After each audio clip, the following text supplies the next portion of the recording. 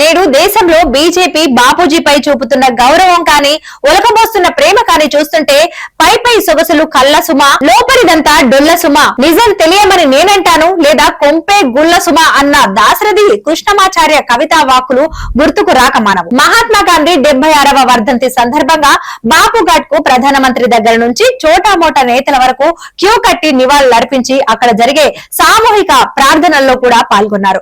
వాళ్లే నిన్నటికి నిన్న పాట్నాలో నిర్వహించిన మాజీ ప్రధాని అటల్ బిహారీ వాజ్పేయి శత జయంతి ఉత్సవాల్లో మహాత్ముడిపై దేశాన్ని వెళ్లకక్కారు. భోజ్పురి గాయకులు దేవి గాంధీజీకి అత్యంత ప్రీతిపాత్రమైన రఘుపతి రాఘవ రాజారాం భజనలు ఆలపిస్తున్న తరుణంలో అందులో అల్లా అన్న పదం వచ్చిందన్న కారణంతో ఆమెను కమలదం అడ్డుకున్నది. కేంద్ర మాజీ మంత్రి అశ్విని కుమార్ చౌబే సహా పలువురు నాయకులు ఆమె నుండి మైక్రోఫోన్ లాక్కొని జై శ్రీరామ్ అంటూ నినాదాలు చేయటం గర్హనీయం. అల్లా పేరును ఉచ్చరించినందుకు క్షమాపణ చెప్పాలంటూ ఆమెపై ఒత్తిడి తెచ్చి మరీ చెప్పించారు. జై సీతారాం కు బదులు జై శ్రీరామ్ అని నినదించాలని ఒత్తిడి తెచ్చారని ఆమె వాపోయారు. ఈశ్వర్ అల్లా తేరేనాం సబ్కో సమ్మతి దే భగవాన్ అని పాడుకున్న జాతిపిత గుండెలను తుపాకీ గుండుతో చీల్చిన గాడ్సే వారసులకు ఆ గీతంలో విద్వేషం కాక ఐక్యత కనబడాలని ఆశించడం అత్యాశే అవుతుంది. ఈ దేశంలో ప్రజలందరూ ఐక్యంగా ఉండాలని ఆకాంక్షిస్తూ మహాత్ముడు రఘుపతి రాఘవ రాజారాం భజన గీతానికి ఈశ్వర్ అల్లే తేరేనాం సబ్కో సమ్మతి దే భగవాన్ అన్న వ్యాఖ్యలను జోడించారు. సుమారు 100 ఏండ్లకు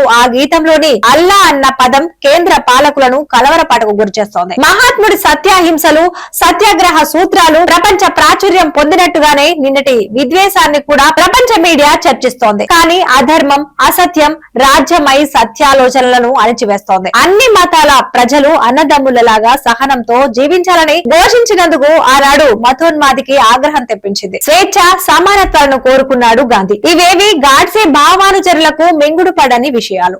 అందుకే వాళ్ళిప్పుడు సత్యం న్యాయం సమానత్వం గురించి మాట్లాడే వారిని అణిచివేసే హతమార్చే పనిలో ఉన్నారు.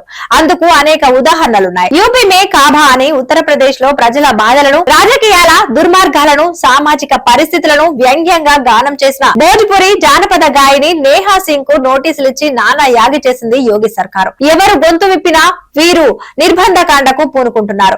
ఒక భయానక వాతావరణాన్ని సృష్టిస్తున్నారు. మత సామరస్యత పోయి మత విద్వేషం మానవతా విద్వేషం పెళ్లుబెక్కుతున్న సందర్భాన శాంతి అహింసల గాంధీ తత్వాన్ని చర్చించడం సాహసమే.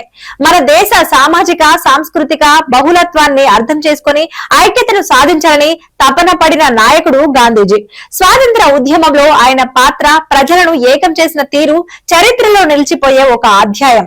కానీ నేడు ఆ చరిత్రను కనుమరుగు చేసే ప్రయత్నాలు జోరుగా కొనసాగుతున్నాయి. ఆయన ఆలోచనలపై ఆచరణపై భిన్నమైన అభిప్రాయాలు ఎన్ని ఉన్నప్పటికీ నేడు దేశం ఎదుర్కొంటున్న సవాళ్లకు భిన్నత్వంలో ఏకత్వాన్ని ముంచుకొస్తున్న ముప్పుకు ఆనాటి విద్వేష హింసాలోచనల పరంపరనే ఇప్పుడు అదే ఉన్మాదం సామూహిక విపత్తుగా పరిణమించిందన్న వాస్తవాన్ని మనం అర్థం చేసుకోవాలి. వాళ్ళు వేటిని వదలటం లేదు. విద్యను కాషాయీకరించడమే కాదు, విద్యార్థులను ఉపాధ్యాయులను మార్చేందుకు బలమైనటువంటి ప్రయత్నాలు కొనసాగిస్తున్నారు. చైతన్యయుతమైన తెలంగాణ నడిబొడ్డున అయ్యప్ప మాలలో ఉన్న విద్యార్థికి పొరపాటున ప్రధానోపాధ్యాయుడి కాలు తగిలిందన్న కారణంతో మతోన్మాదులు రెచ్చిపోయారు. దళిత ఉపాధ్యాయుడిపై కక్ష గట్టింది అక్కడి మతతత్వం.